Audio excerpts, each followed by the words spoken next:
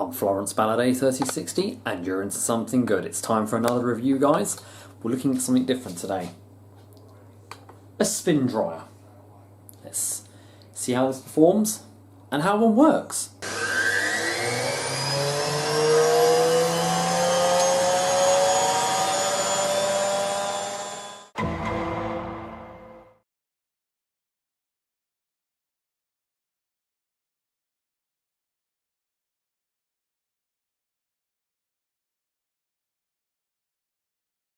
First off, welcome back to another review, guys. Glad you are all enjoying my previous reviews, and I've received some very good feedback on the small tablet one especially. So what we're looking at here is a Frigidaire Spin Dryer. Now, for those who don't know what a spin dryer is, it may look like a rubbish bin or a trash can if there's any Americans watching this. What it basically is, it's a top-loading appliance with a drum, very similar to a washing machine, like a top loader, and as the name suggests, it is a dryer, but it doesn't use any heat like a tumble dryer does. What it does is it basically, you put your clothes in and it spins the drum at a very, very high speed. This one is 2,800 RPM or 2,800 RPM, which is twice the speed of most top-end automatic front-loading washing machines. And it basically just spins around really fast, and water will either come out of this spout into a bucket, or you'll get some that have a pump which drives the water up through a hose just like a washing machine. Your typical spin dryer today spins between 2,800 to, there are some that will go to as fast as 3,000 RPM. There are some smaller models that sit on a tabletop that will do about 1,400 to 1,800 RPM. This is good if you have either no washing machine and you do your hand washing, or you have a, say, portable machine that doesn't have a spin drying function and you just want to put it in here to wring it out. Or if you do hand washing, bras, stuff like that, delicate items, and you don't put them in the washing machine, give it a quick spin for about 30 seconds to a minute in here and it'll wring out as much water as possible. Or if you have a washing machine with a relatively slow speed, so if you are someone today who still has a machine that only spins between 800 and 1000 RPM, so for example when I use my vintage Hot Point, which only does 1000 RPM, it's very good speed, but I still need to wring out water before I put it in the tumble dryer. You will be saving up to about 10-15 minutes less in a tumble dryer by using a spin dryer. So what I'm going to show you today is I've got a load of washing that has just come out of my Miele, which is a 1,300 RPM or 1,300 RPMs maximum speed. This is a load of cotton work clothes and they've been spun for 2 minutes at top speed in this machine, and we're going to see how much more water we can get out. Now, although it's a relatively impressive speed of 2,800 RPM, you do have a smaller drum, so therefore your G-force or the extraction force of the machine isn't going to be fully 2,800 RPM, it's more equivalent to, say, a 1,600 or 1,800 RPM spin in a washing machine. All automatics of today will spin at 1,600 RPM. They did produce models back in the day that did 1,800 RPM, and for a very short while they produced a 2,000 RPM machine. However, most people speculate that from these machines you only get about maybe 2 to 5% more water extracted. From my experience, I've had a lot extracted from a machine that fast, but we're going to see how much water this can get out from a 1,300 RPM spin, and then we'll show you how it actually works in operation. So this model is, I do not believe it is produced anymore, but they do have similar ones on the market made by White Knight, Indesit do it. You'd also find Thomas, and pretty much spin dryers are made by a lot of people. But this particular model dates to about 2006, I believe, but I have seen it still produced up until about a few years ago. So we'll look at which one's for you. This is a perfect, ideal product for the winter. We're going to be looking at things that you'll need in the winter now. If you want to, because you'll be using your tumble dryer, or indeed, actually, if you own a washer dryer. We all know that washer dryers do take relatively longer than a tumble dryer to dry. But if you wring them out in a spin dryer and put them into the washer dryer, you'll find you're only using it for about an hour. Anyway, enough of me rambling on, let's get to business. Right, so as I mentioned, it's a top loading machine. This one you simply lift up. Right, so we're going to get loading the spin dryer. Now the most important rule when you load a spin dryer, that if you're not familiar how to use these, is always place the most heaviest garment or item on the bottom. So if you're doing towels, place the heaviest and largest towel or the wettest one on the bottom first. In my case, my jumper is the heaviest item in the load. This is to do with weight distribution. You always want the load weight to be at the bottom so that the centre rotation is more stable at the bottom. If you've got it at the top, the drum's most likely going to knock around. Now, the drum in this is not suspended on is not on a proper suspension like you'd have with a washing machine. So with a washing machine, you've got your shock absorbers and you've got springs, concrete weight. A spin dryer just basically has a shaft connected to the motor and these three pivot spring points that hold it to the base. So as you notice, it's very, very wobbly. Some older spin dryers have more rigid drums. I've got a Creeder Debonair one from the 80s which has got a more solid drum. But I find with that one, however, it tends to be more harder to balance. So next, followed by the second heaviest thing, which is these jeans. And then top will be my polo shirt. Now, with a spin dryer, you will normally get what looks like a rubber mat. Or it's called a restrainer mat or clothes guard. You basically, it's like a flexible rubber or plastic in some cases, mat, like a circular mat, you place over the top. What it does, it stops, it will fit under this lip of the drum here, and what it does, it stops the clothes as they spin from coming up and flying over the edge, where it can rip up clothes and it can certainly damage the machine. If it's going at 2,800 RPM and that happens, I have actually witnessed the spin dryer do that. I've seen a video of one before, and I remember someone in my family didn't put their load in properly and it flung over the top during the spin, and unfortunately their favourite pair of pyjamas got ripped. This model never came with a restrainer mat, even when they were brand new, because I've had two models. This is a second-hand one that I got, but I've also had one brand new in the box and it did not come with a mat. So what I do, if you haven't got a mat, use an item of clothing, so like this shirt or a towel, place it over the top and wrap it round the drum like that and push it down the sides. That will act as a shield, because as things spin, they regain fluffiness. So like woolen jumpers, blankets, they regain their fluffiness as they spin out all the water, or just the centrifugal force. Make sure you load the spin dryer evenly. As you're seeing here, that's why I've distributed the weight the way I have. Because, as I say, they don't have a proper suspension. They do tend to shake about a bit when they spin. Now, what you do, close the lid once you've placed everything there. You want to leave a gap there so it's nice and full, but it's not too full. Place the lid down. Now, some spin dryers are different in the way they work. A lot of new models today, you have a one that you just push the lid down to engage the motor. The older type ones have a brake arm, this is called, and it locks the lid down so it cannot be opened whilst it's spinning. So I'll show you how this works, and then we'll show the water coming out. So what I will do is cut to the shot at the front and we'll see how it works. So push the lid down and then I slide this over. They still make ones with this today. Hear the motor come on. You sometimes will get a bit of vibration.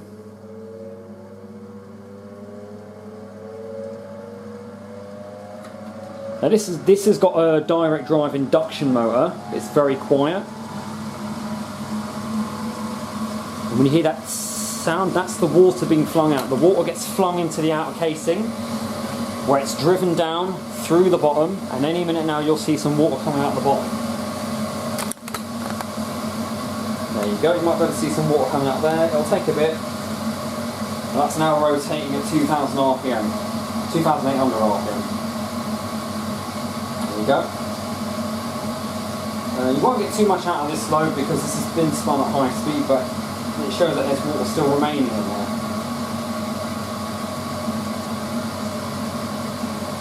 Okay, so after about 3 minutes of spinning, you can see the water trickling has slowed.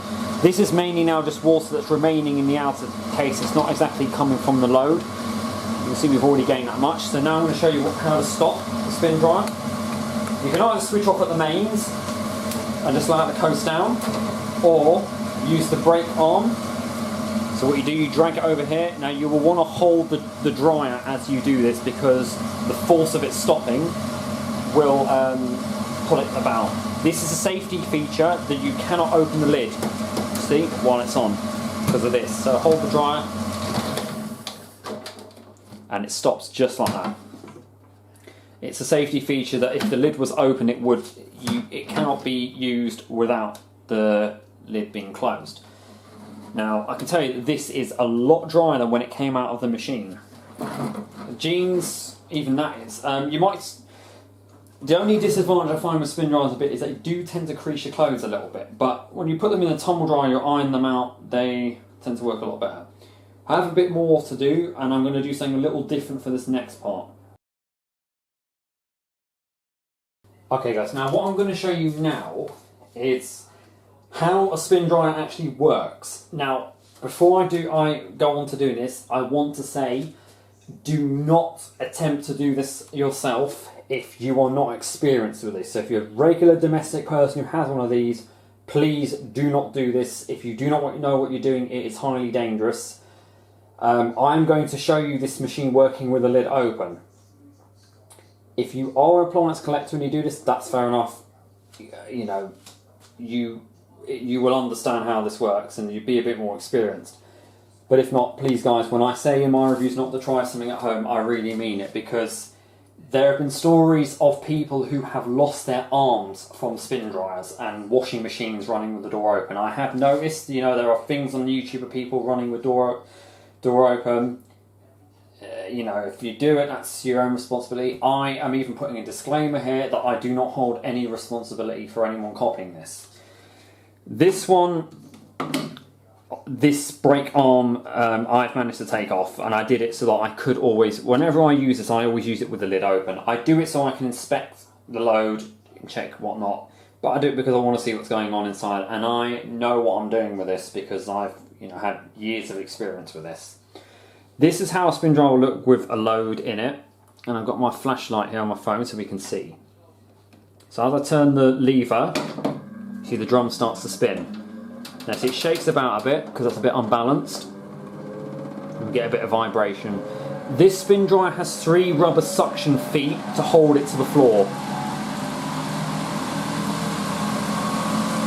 That's a bit more louder with the lid open, and there's a lot of breeze, like wind produced. Now I'm being very honest, if your arm was to slip inside that while it was spinning, it would be ripped clean off.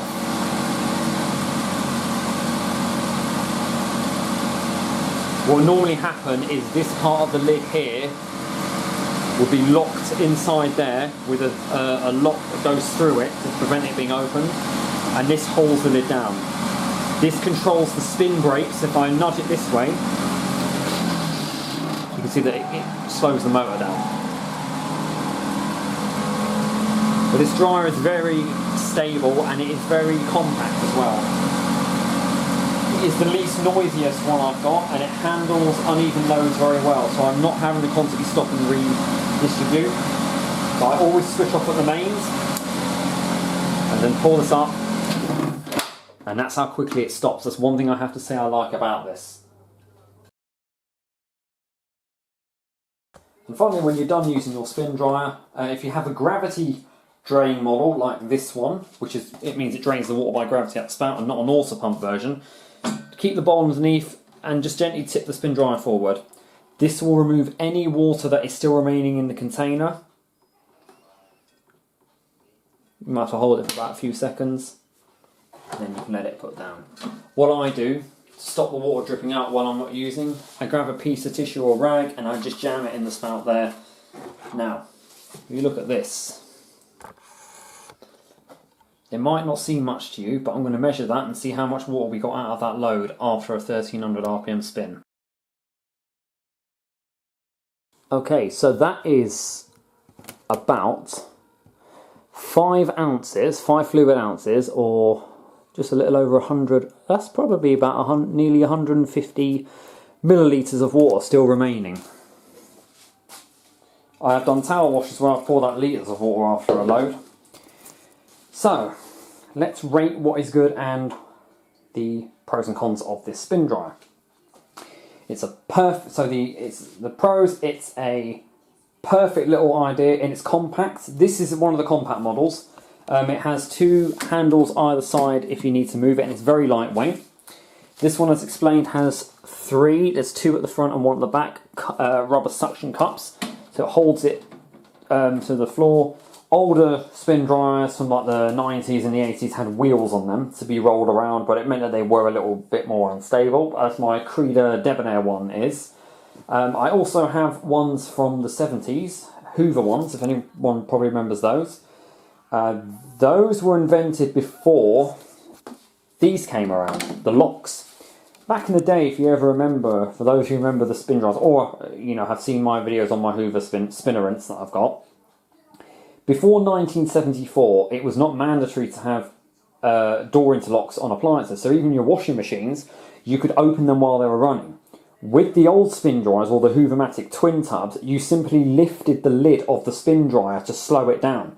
Meaning you could open that lid while it was going at about 2,300 RPM. Which was prone for accidents at that time. One of the considerations I take when I'm loading that spin dryer is I always have it switched off. Literally, if you put the lid down and flicked on the mains on those old ones, they would come on straight away because there was no lock to actually engage before it started spinning. It was simply a brake arm connected to the motor which closed the circuit and allowed it to spin.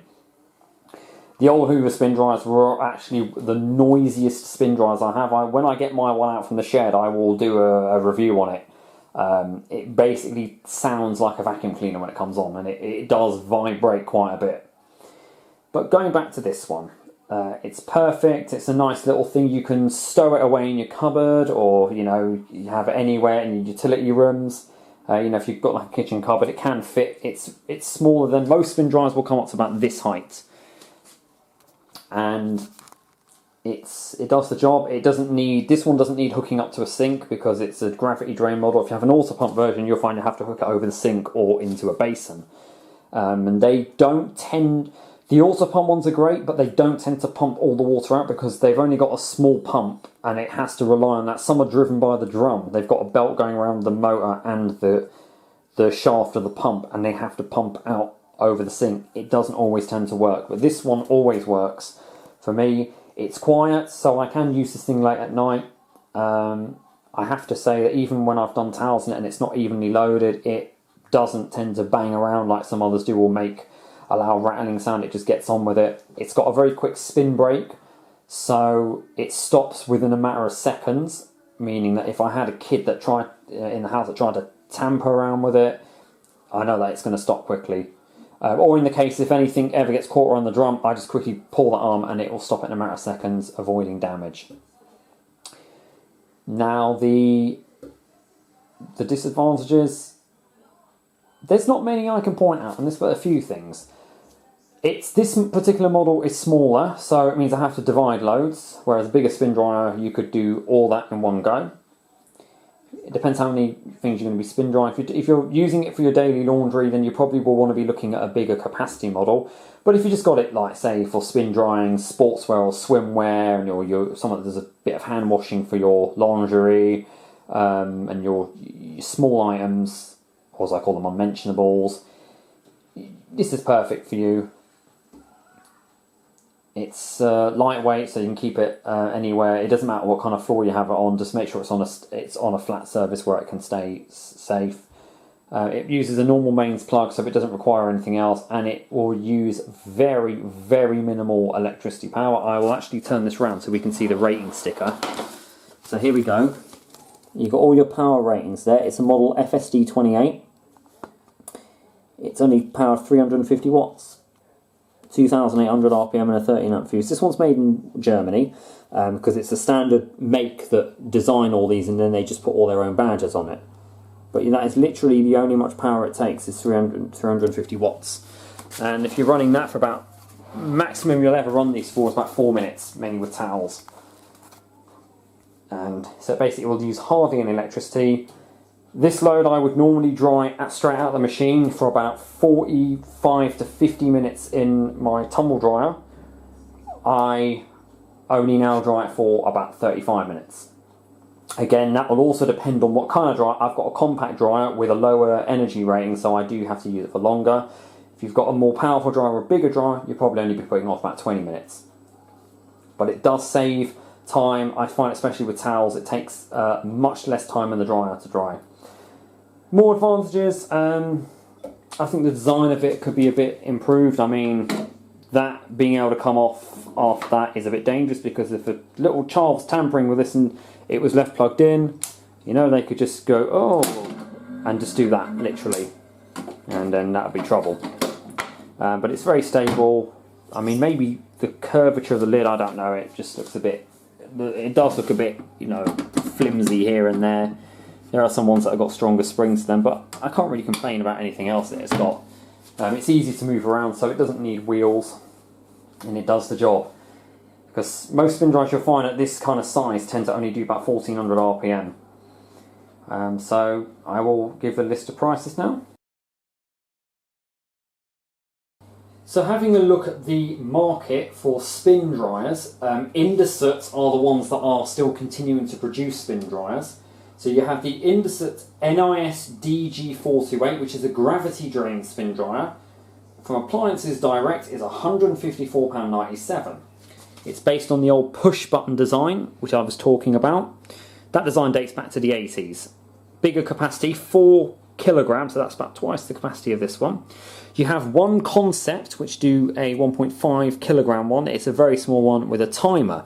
Some models have a timer which you can set them to. This one is just as long as you need it going. Thomas do this one, £125. The 776 SEK, 4.5 kilogram. You can still buy these in curries, but you will find that Indesit will be the ones that will sell them. White Knights also do a 2800W, it's called, which is based on sort of like this design. There's been many reviews of this, and it is the, yes, it's the two. White Knight do their own design of this one, which is an older model, but you'll find that that one is a lot smaller. It's the 28009W, but that model has sadly been discontinued. So I hope this helps. You can also find spin dryers at second-hand stores such as British Heart Foundation. You can find them anywhere. But if you're more happier in buying a brand new one, then I'll give you the links and prices in my description of this video. And I hope that helps for the winter. We will be doing more reviews on winter-related products and appliances, including radiant heaters, tumble dryers, and quite possibly even an infrared heater if I can find one, to check out what that's about. I hope all this helps, and I shall see you in the next videos. Thank you very much for watching, and don't forget to stay safe and keep it supreme and go with the flow.